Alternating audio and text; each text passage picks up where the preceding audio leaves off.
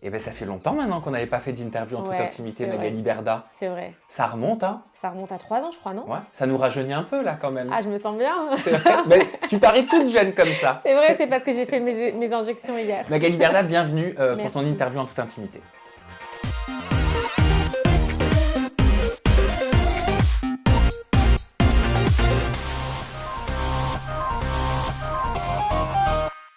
Directrice de l'agence Shona Evans, love coach, directrice de l'agence de l'amour dans Les Princes et les Princesses de l'amour, animatrice de Live Insta, chroniqueuse à la télé, agent star des candidats de télé-réalité.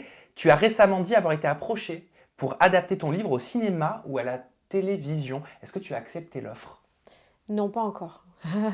Peut-être plus tard, mais là, pour l'instant, c'est trop tôt. Alors, ce serait Mathilde Seigné. Non, non, non. Non? C'est pas Mathilde Seigné. C'est parce qu'en fait, j'ai fait un déjeuner avec elle Ouais. et son agent. Et pour autre chose, rien à voir. Et puis, et je me suis présentée à elle, on a échangé. Et elle m'a dit, et c'est elle qui m'a dit, mais ça serait top de faire un film et j'adorerais interpréter un rôle comme ça. Voilà, c'est tout. Il y a rien eu de plus, tu vois. Mais quand Mathilde Seigné te dit ça, tu te dis waouh. Voilà. Bah oui, c'est-à-dire que quand même une actrice Ouais, c'est une française fierté. reconnue comme Mathilde Seigné qui te dit Ouais. j'aimerais potentiellement incarner votre rôle à la télé. Ouais, c'est un moment de ma vie, même si elle, je ne sais même pas si elle doit s'en souvenir, mais pour une personne comme moi, tu vois, c'est un moment qui reste ancré dans ton esprit parce que tu te dis waouh, c'est cool. Peur que ce soit déformé, comment ça se passerait si ta vie, ton histoire, ton agence est adaptée en télévision? Non, j'ai pas peur que ce soit déformé parce que déjà je le surveillerai et je ferai attention à ce qui est fait. Donc voilà, mais c'est parce que tout simplement aujourd'hui je pense que je suis pas prête. J'ai pas cette prétention en plus de dire que je dois faire un film, tu vois, sur ma vie déjà premièrement. Mais deuxièmement, je trouve que déjà mon livre c'est déjà beaucoup. En plus il a super bien marché, mais c'est trop tôt. J'ai fait tellement de choses là en si peu de temps que tu vois, ça m'angoisserait même. Ça fait combien de temps maintenant? Ça fait 4 ans. Ça fait C'est 4 ans rien, seulement? 4 ans, ouais. Ça passe très vite. Ça va faire 5 ans en mars 2021. Tu connais la série 10% Ouais, sur France 2? mm, Il y a des épisodes aussi sur Netflix. ouais, je connais. Est-ce que ça te fait penser à ton agence, parfois? Ouais, Quels ouais. aspects? Tous les aspects.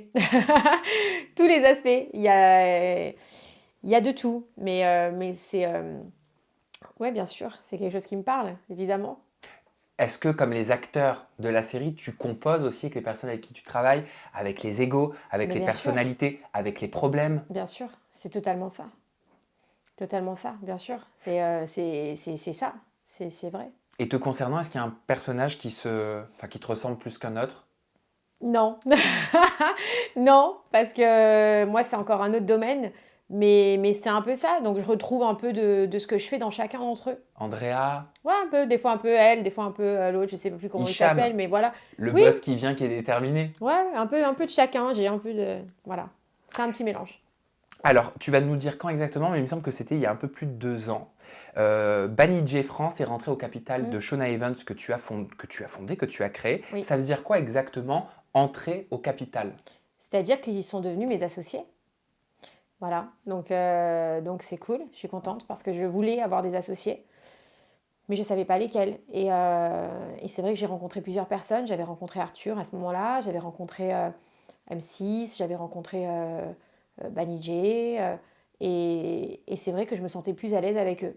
C'était plus mon état d'esprit, c'était plus ce que j'attendais d'un associé, parce qu'en fait, je ne me suis pas associée pour de l'argent, parce que grâce à Dieu, j'avais pas les objectifs que j'ai aujourd'hui, avant. Et mon ambition, en fait, c'était tellement une aventure qui était un peu nouvelle, et je ne m'attendais pas à ce que ça prenne une telle ampleur, que pour moi, j'avais pas besoin de rentrer de l'argent. J'étais déjà très contente avec ce que je gagnais, et déjà, c'était génial pour moi. C'était vraiment au top. C'était pour avoir une sécurité, parce que j'ai vite compris que si on ne s'alliait pas aux productions pour être sécurisé dans le long terme, à un moment donné, tout ça, ça allait... c'est normal. Les productions qui mettent à l'antenne des candidats ou des gens à la télé, ben, ils veulent aussi avoir leur petit bout du gâteau, parce que ben, c'est eux qui donnent la visibilité à certaines personnes. Donc eux, si en signant des nouveaux candidats, ils leur disaient ben, je vous signe, mais vous êtes obligés dans votre contrat de signer aussi chez nous, ben moi, à la fin, les gens, ils me regarderaient même plus. Donc c'était pour ça que je voulais m'associer. C'était pour vraiment me sécuriser dans mon chemin. C'était une stratégie d'entreprise? Ouais, bien sûr, c'était une stratégie d'entreprise. Et puis, j'ai bien fait aussi parce que l'année d'après, j'ai encore continué à grossir, grossir, grossir. Et j'avais besoin aussi d'avoir de très bons gestionnaires, de très bons... Aujourd'hui, gérer une si grosse société, c'est un vrai métier. Il faut avoir des connaissances, il faut faire attention. C'est très compliqué pour que ça tienne la route. Donc effectivement, quand je me suis associée pendant 1 an, j'ai eu une restructuration totale avec eux. Et ils m'ont appris beaucoup de choses. Et j'ai vraiment suivi comme à l'école. Pour moi, c'était un apprentissage. Et là, je me suis dit... je regrette pas de m'être associée parce que je ne sais pas si une personne seule peut tenir le coup avec une si grosse boîte comme ça, toute seule. C'est pas possible. La télé-réalité, c'était un milieu que tu connaissais pas, Absolument pas. que tu as découvert. Mais ni la télé, enfin rien de tout ça. Moi j'étais à Juan-les-Pins, dans mes assurances, dans mes galères. Rien à voir. C'était improbable. Pour réussir dans ce milieu-là, avec une agence comme la tienne, est-ce qu'il faut être un requin dans la mer ou est-ce qu'il faut esquiver les autres requins? Je pense qu'il faut faire les deux. Il faut savoir esquiver et à la fois il faut savoir ne pas se laisser faire. Je dirais pas un requin pour manger les autres parce qu'en vrai j'ai pas besoin de manger les autres, je m'en fiche de ça. C'est juste avoir des bonnes dents pour se défendre. Voilà, c'est tout. Et effectivement savoir esquiver et attaquer quand ça va trop loin. Il y a peu de temps, tu as révélé le chiffre d'affaires de Shona Evans. Ah, c'était il y a 2 ans ça aussi, hein. C'était il y a 2 ans que tu as Ouais. révélé les 20 millions d'euros. Ouais, 3 ans même. Alors c'est ressorti très récemment. Ouais, c'est parce que ça... Ouais, bah ouais. Depuis, il y a eu du chemin qui a été fait Bah alors, oui, depuis heureusement. 3 ans. Ouais. Ça a doublé, ça a triplé, ça Ah a là maintenant je quadruplé. peux plus parler autant je suis plus assez libre mais ça a évolué bien sûr. Ah, donc les 20 millions d'euros, c'était au moment peut-être Ouais. de la vente, Bah, au c'était moment des le négociations. bilan d'avant, ouais. Ouais. D'accord, 20 millions d'euros, c'est énorme. Oui, T'étais quasiment toute seule. ouais. T'étais un peu en indé, quoi. Ouais, j'étais mes premières années, j'étais en EIRL moi, hein. Donc je me suis fait massacrer. Mais Mais j'étais pas prête, c'était pas prévu. Moi au début, je pensais pas du tout. C'était rien à voir quoi. comment on supporte ce poids sur les épaules? C'est un poids quand même, un chiffre Bah, d'affaires en aussi fait, conséquent. oui, bah après c'est pour ça que maintenant je suis entourée. Tu vois, c'est-à-dire que c'est pour ça que je te dis, je n'aurais pas pu évoluer comme j'ai évolué là en étant seule. C'est pas possible, tu peux pas. Tu peux pas, il y a trop de stratégies économiques à mettre en place, d'analyse à faire, de surveillance à faire, de contrôle, d'anticipation. Il y a trop de choses à faire pour pouvoir gérer ça seul. C'est pas possible. Donc, donc je suis hyper heureuse de m'être associée avec eux. Je pense que j'ai fait vraiment le bon choix et j'ai aucun regret. Et au contraire, c'est une vraie fierté pour moi. Et en faisant le bilan, je me dis que j'ai vraiment bien fait. Est-ce que tu es OK pour jouer la carte de la transparence, Ouais. du cash Ouais. et de l'essentiel dans cette interview? Oui, vas-y. OK. Donc préjugés, vérité Ouais. ou fantasme, on entend plein de choses autour, Ouais. autour de toi. Mère Macrel, reine-mère qui a un droit de vie ou de mort sur les candidats, sorcière. Moi j'aimerais savoir pourquoi, selon toi, Magali Berda, volontairement, hein, je te décroche, Ouais. du personnage, est tant diabolisée. Bah, parce que je pense qu'aujourd'hui, dans les mentalités françaises, c'est compliqué d'avoir une femme à la tête d'une entreprise qui se débrouille plutôt seule au départ et qui se débrouille aussi parce que je mène de front pas mal de choses. Et mélanger le business avec la visibilité, etc. En France, c'est compliqué parce que c'est du business, c'est de la visibilité, c'est tout en même temps. Tu vois, quand je suis arrivée dans ce milieu, j'ai très bien expliqué les choses. Au début, personne, les people, d'ailleurs j'ai expliqué plusieurs fois, les people, hormis les people télé-réalité, ne voulaient pas du tout assumer qu'ils faisaient de la pub. C'est-à-dire qu'il y avait un vrai problème de ça. Tu vois, il y a aussi, ici en France, il y a du politiquement correct. Mais à la fois, c'est très hypocrite. Moi, je n'ai pas été élevée comme ça. Puis je pense que même au-delà de mon éducation, j'ai une personnalité qui fait que je ne suis pas comme ça. Donc je pense que c'est peut-être un choc, mais attention, je ne suis pas si diabolisée que ça. J'ai beaucoup de haters sur les réseaux sociaux, mais j'ai beaucoup de gens aussi qui me soutiennent, Bien qui sûr, me suivent. bien sûr. Je Mais il y a reçois eu des, il y a eu énormément des périodes d'amour. difficiles. Il y a énormément de périodes difficiles, mais aujourd'hui, je suis debout, quoi. Je suis debout, je suis là, je suis heureuse, j'avance, je continue mon chemin. Et j'ai des gens qui me suivent, qui sont adorables, qui me donnent plein de beaux messages, qui me voilà, c'est... Et puis diaboliser, tu sais, je vais te dire, ça veut dire quoi diaboliser? De toute manière, tout ce qui est... tu prends n'importe quel aujourd'hui animateur connu ou personnalité connue, tu vas avoir des gens ils vont être soit détestés, soit haïs, soit aimés, adulés. Malheureusement, c'est comme ça. Les gens, soit ils te haïssent, soit ils t'aiment. Je te dis ça parce que j'ai constaté qu'avec toi, c'était tout ou rien. Ouais, c'est ça. C'est Ouais. les deux extrêmes. Mais c'est ma vie, Voilà. ça. Ben oui, mais tu montres l'image d'une femme très forte. Ouais. C'est l'image que les gens ont de toi. Mais je me dis que dans l'intimité, tu dois pas toujours être aussi forte. Non. C'est pas évident quand même Non. d'avoir des gens qui tirent à balles fictives. Ah, mais t'es à balle fictive, Régulièrement. complètement sur les réseaux sociaux, c'est non-stop. Mais après, non. Après, j'ai appris aussi, hein, j'ai passé des années difficiles, encore une fois, en silence. T'es obligé de... En fait, tu pleures chez toi, tu mets... Les gens peuvent pas comprendre parce que c'est tellement violent et c'est tellement... En vrai, t'es seul, ça veut dire que t'es confronté à des choses que les gens, tu leur racontes ça, ils te disent, mais c'est pas possible. Et puis après même, t'as même plus envie de le raconter parce que ça sert à rien. Il y a beaucoup de fantasmes sur toi. Tu as lu beaucoup de choses Ouais. qui sont fausses. Ah oui, oui, bien sûr. Des trucs, mais c'est bizarre. Les gens, je comprends pas. Mais je me dis que je sais pas. Je sais pas pourquoi. Après, tu sais, quand je fais un peu l'analyse de tout ça, je me dis que j'ai une société aujourd'hui qui est médiatisée. Je suis moi-même médiatisée. Je fais un métier qui est médiatique. Tout est exposé. Donc, il n'y a pas beaucoup de sociétés comme la mienne, tu vois, où tout est si exposé que ça. Donc, peut-être que c'est normal que moi, je sois prise en cible comme ça. Ça fait partie de mon travail. Tu vois, je l'ai accepté maintenant. Tu as déjà eu envie de jeter l'éponge? Euh,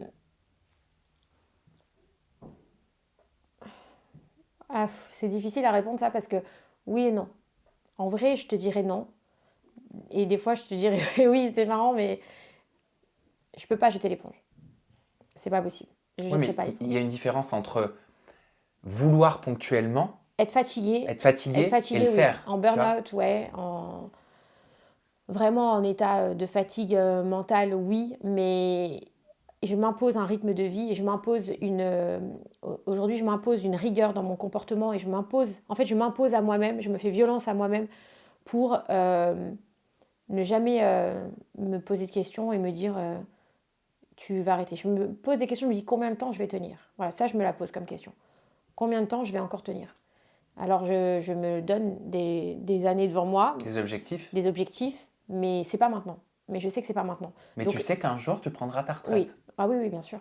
Mais par contre, c'est pour ça que les difficultés, je les affronte. Je baisse pas les bras. Ça veut dire que pour moi, c'est tellement pas possible de baisser les bras parce que je suis pas déjà c'est pas moi de baisser les bras que je me pose pas la question. C'est-à-dire je lutte en fait. Je lutte, j'avance, je lutte. J'accepte les problèmes et j'avance. C'est marrant, on dirait que tu parles d'un champ de bataille. Ouais. Tu sais, où tu as conscience de devoir remporter, traverser des tempêtes Oui, et des batailles, exactement. mais avec une finalité bien précise. Oui. J'ai une finalité. Je sais que voilà, je pourrais pas tenir toute ma vie comme ça, c'est pas possible.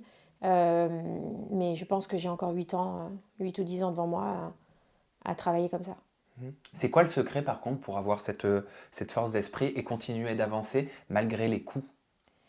Euh, le secret, c'est, il n'y a pas de secret. Enfin, il n'y a pas de secret. C'est bizarre. Je peux pas t'expliquer pourquoi moi j'arrive à gérer ça. Je sais que les amis que j'ai, le peu d'amis que j'ai, les gens qui sont très proches de moi me disent mais je supporterai jamais ce que tu supportes. Mais c'est même pas. Franchement, je peux pas l'expliquer. Ce milieu, il t'a déjà déçu? Il t'a déjà dégoûté? Ouais, ouais, il m'a déjà dégoûté. Il m'a déjà déçu, il m'a déjà dégoûté. Ouais. Moi, je suis une fille du sud là-bas. J'ai rien à voir avec tout ça au départ. Et j'ai gratté, tu vois. C'est-à-dire, j'ai travaillé. Pour moi, mon métier aujourd'hui, quand on me dit tu fais quoi dans la vie, je peux pas te dire je suis ça parce que je sais même pas ce que je suis moi-même. En vrai, je fais un peu de tout. Et j'aime. En fait, moi, mon métier aujourd'hui, c'est d'être une travailleuse. Je veux travailler. J'aime travailler. C'est ma passion de travailler. Mmh. Donc, mon secret, c'est peut-être ça, c'est le travail. Je lâche rien, j'arrête pas. C'est non-stop, c'est 7 jours sur 7. J'ai pas pris un jour de vacances depuis 4 ans. J'ai pas eu un jour de congé. Je me plains pas, attention, parce que j'ai une belle vie. Les gens vont me dire, mais tu te plains, mais je me plains pas. J'apprécie ce que j'ai aujourd'hui et je suis vraiment fière de ce que je fais. Mais mon secret, c'est vraiment de travailler. Tu profites quand, Magali? Je profite tous les jours. Mon métier aujourd'hui, tu sais, j'estime que quand je me lève le matin et que je dois partir, par exemple, je te dis une bêtise, à Dubaï pour travailler parce que je dois aller voir mes influenceurs, qui a cette chance? Tu vois ce que je veux dire? Donc je profite parce que grâce à mon travail, je peux aller à Dubaï. Je peux aller visiter Dubaï. Grâce à mon travail, je peux aller sur un plateau de télé, alors qu'avant, quand j'étais petite, je regardais la télé derrière mon écran. Grâce à mon travail, je peux rencontrer des personnalités que jamais j'aurais même imaginé pouvoir rencontrer une fois dans ma vie, tu vois. Et ben ça, c'est grâce à mon travail. Donc, je profite de mon travail. En vrai, je ne prends pas mon travail comme une corvée, moi. C'est-à-dire que pour moi, mon travail, ça fait partie de ma vie et je travaille tous les jours parce que ma vie est un travail. Je sais pas si tu vois, c'est un peu extrême ce que je dis. Hein. Bien sûr que je vois, mais je me rends compte que le mot travail, il ressort beaucoup. Mm. Et beaucoup de personnes, des grands chefs d'entreprise qui travaillent aussi énormément, disent à un moment de leur carrière, je me suis rendu compte trop tard qu'il fallait aussi que je m'occupe de moi. Oui. Tu vois? Mm. Tu te le dis ça de temps en temps parce que tu es aussi une personne. Mm. Tu as peut-être des hobbies. Euh, non, parce que je sais pas faire enfin, je fais un peu de sport de temps en temps, mais franchement, c'est pas ma passion. Les boutiques, j'aime bien y aller de temps en temps, mais voilà, ça y est, j'ai fait le tour, ça m'a saoulée. Chez l'esthéticienne, c'est pareil, j'y vais de temps en temps, ça fait du bien, mais voilà. Quel a été le moment le plus difficile pour toi sur ces 5 dernières années? Euh, le plus difficile, ça a été. J'ai eu 2 moments difficiles. J'ai eu la restructuration. Enfin, et en fait, c'est tout tombé en même temps. Et j'ai eu une année difficile, c'était en 2018, je crois. C'était l'année où j'ai restructuré ma société et où je me suis séparée de mon mari. Et j'ai eu tout en même temps. Tu vois, ça a été une année complètement compliquée. C'était 12 mois on va dire, un peu d'enfer. Voilà.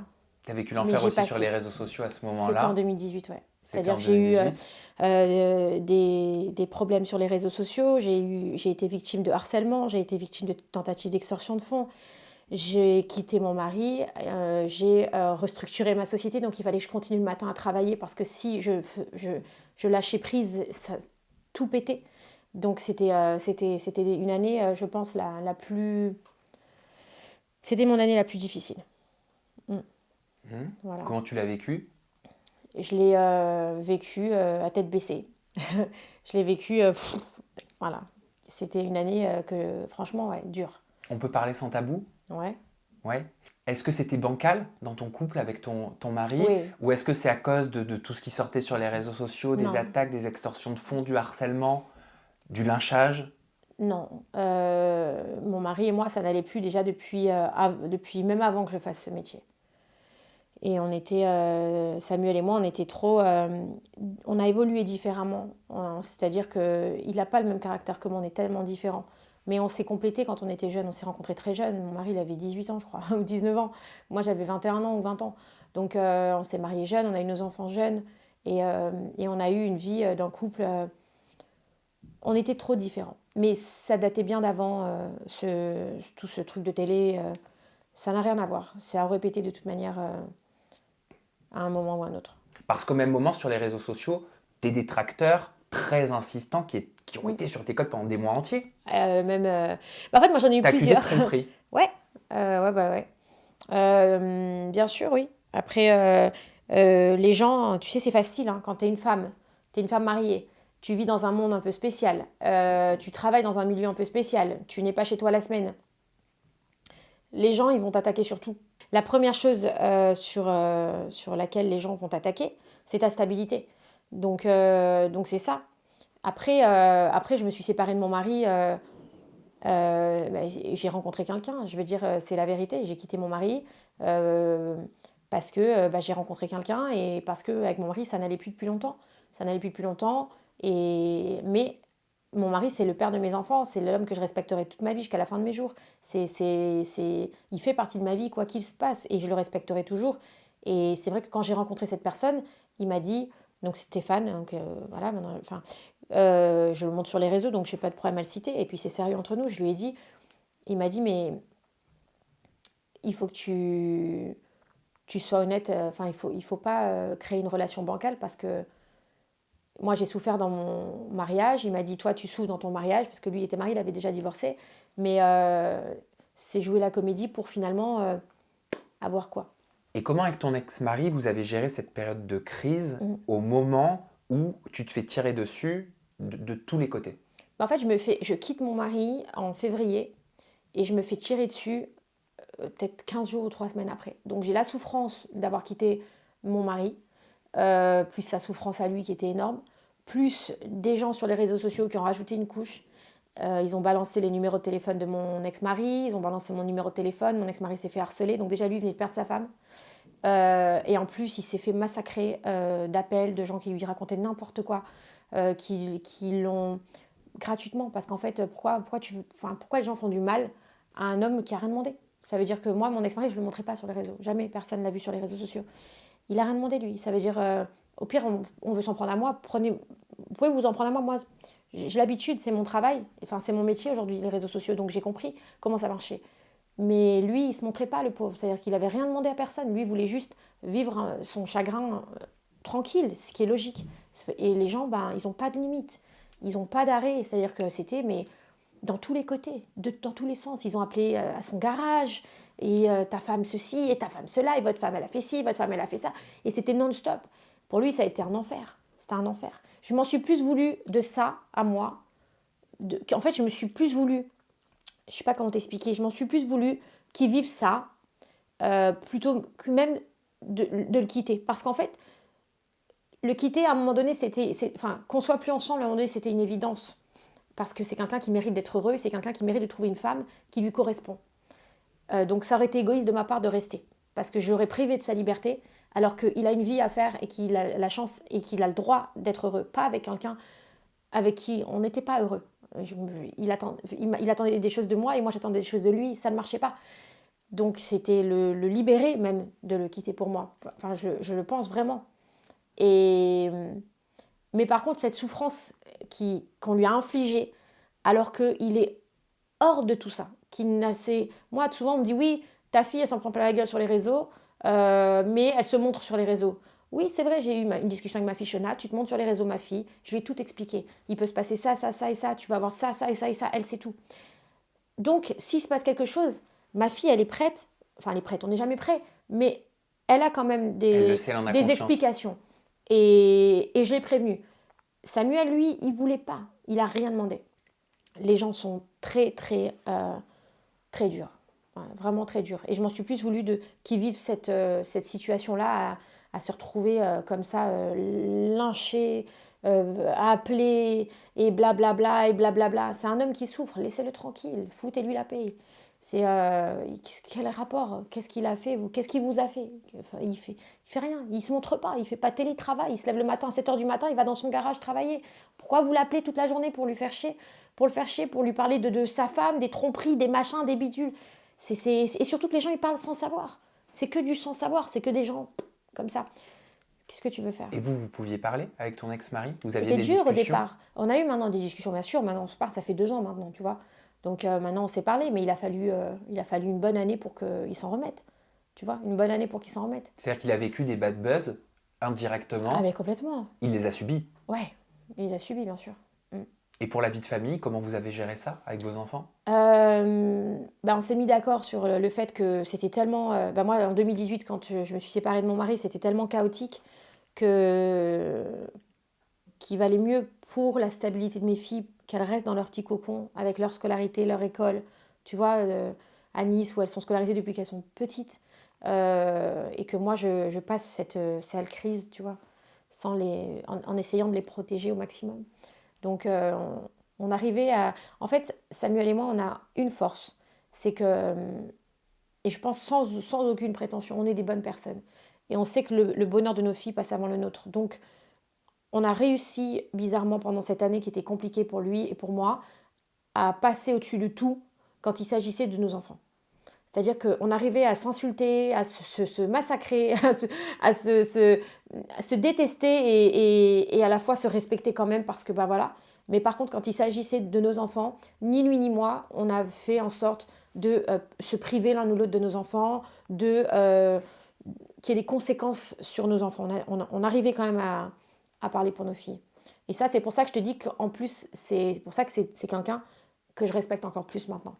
Tu vois, mon ex-mari, parce que je sais que il aurait pu essayer de me faire payer, il aurait pu, avec tous les gens qui l'ont appelé, qui ont essayé de lui tendre des perches pour me massacrer à moi.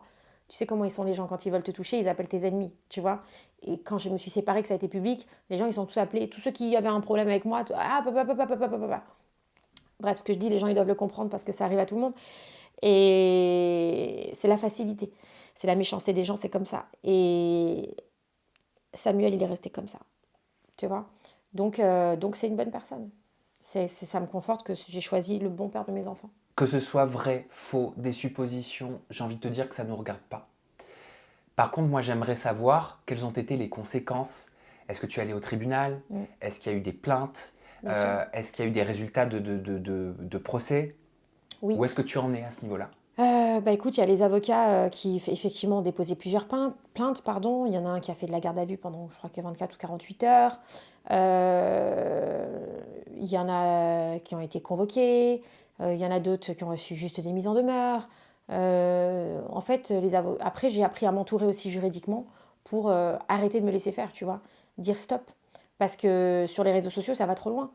Les gens, ils n'ont pas de limite. Ils n'ont pas de limite et ils ne pensent pas aux conséquences que ça peut avoir, ce qu'ils disent. C'est grave. Ils ont sorti des trucs, tu vois, ils avaient balancé, je sais pas, des bêtises, des trucs, j'avais de l'argent, mais j'avais la CMU, ils ont sorti un papier avec marqué CMU. Je n'ai jamais eu la CMU de ma vie. Jamais. Jamais. Ils sortent des trucs comme ça, tu vois ce que je veux dire, ils n'ont pas de limite dans ce qu'ils disent. Et aujourd'hui, moi, enfin cette année, maintenant que je suis beaucoup plus posée, que j'ai réussi à prendre du recul, que je me suis construite et que tout ça va mieux, j'ai repris des forces, tu vois, et tout. Et maintenant, je ne me laisse plus faire. Est-ce que tu avais porté plainte pour 5 motifs, il me semble? Extorsion de fonds, chantage, diffamation, lynchage public, appel à la haine. Harcèlement aussi. Harcèlement. Est-ce qu'il y a eu une issue? Oui, c'est encore en cours. Ah, c'est encore en cours. Oui. Mais quelle peut être l'issue? Amende, prison, sursis? Je sais pas. J'en ai aucune idée. La France, malheureusement, sur ça, c'est très long. Les problèmes d'harcèlement sur les réseaux sociaux, bon là, c'est allé plus loin parce que il y a eu cette tentative d'extorsion de fonds, ça a été loin. J'ai même pas la haine, en fait, contre cette personne, tu vois, parce que cette personne qui m'a fait ça, depuis sa garde à vue, j'ai plus jamais entendu parler de rien. Mais c'est dommage qu'il ait fallu en arriver là, tu vois, pour qu'on comprenne que je suis un être humain et que ne faut pas faire ça. Suite à ça, il paraît que tu aurais coupé les ponts avec ta cousine, Capucine Anav, qui serait partie dans une agence concurrente.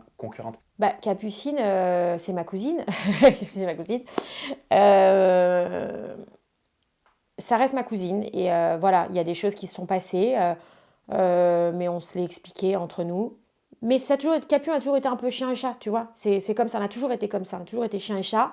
Mais ça n'empêche pas que c'est ma cousine et que j'ai du respect pour mon cousin qui est son père, ses sœurs qui sont mes cousines, ses grands-parents qui sont ma famille. Donc c'est ma famille, donc quoi qu'il, je lui ferai jamais de mal, je m'attaquerai jamais à elle, je la dénigrerai jamais et je m'expliquerai toujours avec elle, tu vois, parce que c'est ma famille. Moi, je suis comme ça et je m'en fiche de ce que les gens pensent. Mais comme moi, j'ai pu faire quelque chose qui lui convenait pas, hein, tu vois, ça va dans les deux sens. Mais ça reste ma cousine et ça reste ma famille. Donc, Et quel est l'état de votre relation aujourd'hui? bien, ça va, on s'est expliqué depuis. Tu sais, il n'y a pas eu mort d'homme non plus. Hein. Je veux dire, elle m'a pas tuée, je l'ai pas tuée. Franchement, tu veux que je te dise la vérité? C'est pas grave en soi. Il n'y a pas de tragédie. C'est pas, voilà, c'est pas ma cousine. Elle m'a pas volé. Elle m'a pas. Ça va, je sais me défendre. C'est pas très grave. Écoute, je relativise sur tout ça, comme elle relativise et on passe au-dessus parce que. Tu sais, dans 20 ans, on sera vieilles toutes les deux et on se prendra un petit café sur une terrasse parce que bah, c'est ma cousine, tu vois ce que je veux dire. Donc, on passe, c'est pas grave. En parlant de la famille, ton père aurait porté plainte contre toi, donc pour diffamation, suite à la mise en vente de ton livre Ma vie en réalité. Oui. Mais bon, il l'a annulé puisque en fait, il savait pas qu'en fait ma grand-mère avait gardé tout le dossier juridique. Comme je vivais chez ma grand-mère, moi, quand j'étais petite. Et ma grand-mère, elle est géniale, elle garde tout dans la cave. Et elle avait le dossier comme ça, avec tous les constats d'huissier, les rapports de plainte, les rapports d'assistante sociale, les procédures, etc. Et effectivement, bah, du coup, mon avocat, il lui a suffi de donner ça au juge pour que tout soit stoppé. Et du coup, mon père a retiré sa plainte puisqu'il ne pouvait rien faire. Il n'y avait rien. J'avais les dossiers originaux, de tout. En tant que fille, Mm. ça reste ton père, Mm. celui qui t'a mise au monde. Mm. Je connais pas dans les détails l'état de votre relation, mais comment est-ce que tu l'as vécu, ce chapitre de ta vie? Euh, Ça m'a pas surprise. Ça m'a rien fait. Voilà. J'ai eu de la chance juste. Le seul truc que j'ai kiffé, c'est quand mon cousin, je l'ai appelé parce que ma mamie, elle est âgée maintenant. Et quand j'ai appelé mon cousin, je lui ai dit, oh là là, il y a mon père qui a attaqué pour mon livre. Et il demandait une certaine somme d'argent. Et du coup, mon cousin, il m'a dit, attends, bouge pas. Et il m'a rappelé une demi-heure après, il m'a dit, mamie, elle a tous les dossiers dans la cave, je vais les chercher. Il est parti les chercher, il m'a tout pris en photo, il m'a tout envoyé, il m'a dit, regarde, il y a ça, il y a ça, il y a ça, il y a ça, il y a ça. Tout, tout était écrit noir sur blanc. Tout. Mais la figure paternelle, est-ce qu'elle te manque? Non, non, non. T'as déjà souffert de ce manque? Plus jeune peut-être? Non, je me suis toujours dit qu'au contraire, j'avais de la chance. Non, j'étais chanceuse. Non, c'est quelque chose que j'ai complètement occulté de ma vie. Mais vraiment, T'as pas peur que ça ressorte un jour? non, D'avoir des séquelles et de les enfouir pour l'instant? D'être non, dans le déni? non, je pense pas. Je pense que vraiment, non. Tu as refait ta vie. On va parler aussi des choses positives. Ouais. Aux côtés de Stéphane Teboul, le Ouais. cousin de Kevin. Taboulé. Pourquoi Taboulé? Je sais pas, j'appelle taboulé, c'est comme ça. Tu l'appelles Taboulé, c'est ton petit Ouais. Taboulé. Ouais, C'est le cousin de Kevin et Alan Gage, Ouais. c'est ça? Mm. Tu l'as rencontré par leur intermédiaire? Comment oui, ça des s'est fait? Marseillais. C'est vrai? Ouais. Tu te souviens de votre première Ouais, rencontre? je me souviens bien, ouais. Comment ça s'est passé? C'était un jour de l'an. Oui. C'était un jour de l'an et je l'ai rencontré là et voilà, on a sympathisé et après on s'est revus. Mhm. Donc c'était un bon moment. Au départ, j'étais pas accro, c'était marrant. Mais Stéphane, il a réussi à s'imposer, à faire sa place. Mais comment il s'impose avec toi? Je sais pas, c'est ça il est très fort. Il est vraiment très fort. Moi, j'aimerais être une petite souris pour voir comment il a Magali Berda chez elle, Ouais. en pyjama, Ouais. dans l'intimité avec son compagnon. Ah ben, on kiffe, on est des gens normaux. C'est pas, c'est les meilleurs moments. Mhm. Voilà. Mais il est génial. Franchement, il est patient, il est gentil, c'est quelqu'un de bien. Et c'est quelqu'un de, tu sais, chez nous on dit qu'il est fel-fel. Tu sais, ça veut dire il est un peu, il est, tu vois, il est sympathique, il est marrant, il est gentil, voilà. Vous travaillez C'est ensemble mon ou pas? taboulé. Ouais, on est 24 heures sur 24. C'est pas trop Ensemble. compliqué? Non, je peux pas me passer de lui en fait. C'est-à-dire qu'aujourd'hui, c'est ma stabilité, c'est mon équilibre. C'est vraiment la personne sur qui je peux me reposer tout le temps. C'est ce qui me manquait, tu vois. Moi, avant, j'ai vécu pendant des années, comme avec mon ex-mari, on était tellement différents, tu vois. Il faisait sa vie, lui, avec sa manière. Moi, je faisais ma vie avec ma manière, à ma manière. Et Stéphane, on a réussi à se compléter et on est pareil. Ça veut dire qu'il est patient, il m'accompagne partout, il est tout le temps avec moi, je suis jamais seule, je me sens pas toute seule, je me sens épaulée. Mes problèmes, il les règle avec moi. Franchement, voilà, c'est mon taboulé, quoi. MCE a écrit concernant ta relation avec Stéphane Teboul. Voilà maintenant quelques mois qu'elle vit avec Stéphane Teboul, l'homme de sa vie de confession juive, comme elle. Je voulais savoir quelle place a la religion dans ta vie.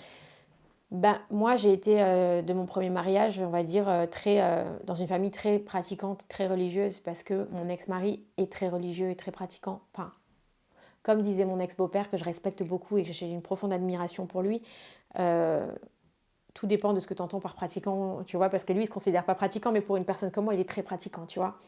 Mais la religion, c'est à la fois été tellement beau pour moi, et à la fois, ça m'a fait tellement souffrir. Parce qu'il y avait un décalage de pratiques religieuses entre nous qui a totalement, je pense, eu aussi un impact sur notre mariage parce que j'arrivais pas à faire autant que ce qu'ils attendaient, tu vois, et je me sentais toujours en décalage avec ma belle famille parce que Ne pas mélanger la viande, le lait, ah bah oui, j'avais deux Shabbat, cuisines, électricité. voilà, moi je suis À deux cuisines, ah oui, jusque-là. oui, c'était deux cuisines, deux vaisselles, on mélange pas le lait et la viande, on attend 6 heures, les fêtes, les jours de Yom Tov, donc enfin c'était très très voilà, j'ai vécu comme ça pendant 14 ans. Et j'étais très heureuse. Personne m'a. J'étais pas. Moi, je suis pas une femme soumise, hein, t'inquiète pas pour moi. Donc, je me plains absolument pas. Mais je me sentais en décalage. Et quand tu te sens en décalage dans une famille, tu te sens forcément mal dans ta peau. Tu vois? Et c'est vrai que. Mais j'aime ma religion. Donc, mais j'estime que, quelle que soit la religion, si Dieu t'aime, il t'aime pour ce que tu es et il t'aime pour ce que tu fais parce que chacun doit le faire avec ses possibilités. Et je voulais juste qu'on me laisse le faire avec mes possibilités et pas me faire juger, tu vois. Donc, et c'est vrai que aujourd'hui, avec Stéphane, qui est effectivement de confession juive, euh, on est à peu près au même niveau de pratique. C'est-à-dire qu'on fait ce qui nous semble important pour nous dans notre cœur vis-à-vis de Dieu et pas vis-à-vis des autres, tu vois. Donc, et ça, c'est vraiment bien parce que ça m'a apaisé moi-même avec ma religion. Mais c'est important, la religion. Quelle que soit la religion, c'est important. Parce que je trouve que d'avoir des croyances pour se raccrocher à quelque chose quand ça va pas. Moi, tu sais, j'explique toute mon histoire. Si je sais que tu as lu mon premier livre, mais tout ce qui m'est arrivé dans ma vie, je l'ai raccroché à la religion et je l'ai expliqué par rapport à la religion. Pour moi, il y a une histoire autour de tout ça. Et je sais que je dois beaucoup, beaucoup chez nous, on dit Hachem, tu vois, voilà, bon bref. Mais je suis reconnaissante de ce que j'ai parce que j'estime que j'ai eu un vrai cadeau dans ma vie. Vous comptez vous marier avec Stéphane civilement et religieusement ou Ah, toi, tu demandes des trucs là. Attends. T'as vu, Laisse-moi- j'ai pas laissé le choix. Alors, Hein. je vais te répondre juste quelque chose. Je n'ai pas encore terminé mon divorce. Donc, pour Ah, l'instant, pardon. non, c'est pas grave. Je suis en cours de divorce. Donc, pour l'instant, de toute manière, tant que c'est pas clair d'un côté, tu peux pas faire de l'autre côté. Donc, Mais vous y songez? moi, j'ai pas quitté mon mari pour une histoire euh, comme ça. Donc, bien sûr que c'est une histoire sérieuse parce que j'aurais pas quitté sans avoir un vrai amour, tu vois. Euh, voilà. Mais ouais, on verra. Écoute. Tu te verrais devenir à nouveau maman? Bah, je pense que c'est un peu compliqué là à mon âge maintenant.